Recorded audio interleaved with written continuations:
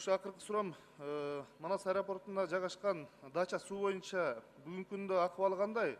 39 адам каза болду, анын ичинде 4 ымыркай, боюнда бар аялдар кайтыш болду эле. Буга чейинки бийликте билебиз, Атамбаевдин кысым күчү менен токтотулуп, көп нерсе чыкпай калган да.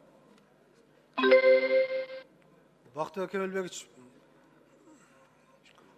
бул факты боюнча массалык маалымат каражаттарына чогулган бардык материалдарды алып чогултуп, кылмыш иши жандандырылып, 14 январында бүгүнкү күндө сотко чейинки өндүрүш иши башталып болуп жатат. Сиз айтып аткан жагдайлардын бардыгы ушул кылмыш ишинин алкагында объективдүү каралат.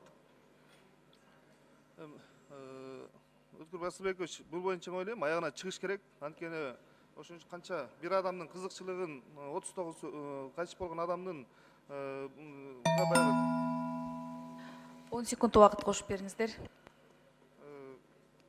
Элдин кызыкчылыгы тебеленип калбаш керек да, бир адамдын кызыкчылыгы үчүн. Ошону аягына чейин чыгарыш керек. Мен ишиңиздерге ийгилик каалайм. Рахмат, түшүндүм. Бул кылмыш биздин көзөмөлдө, анын тергөөсүнүн көзөмөлдөсү.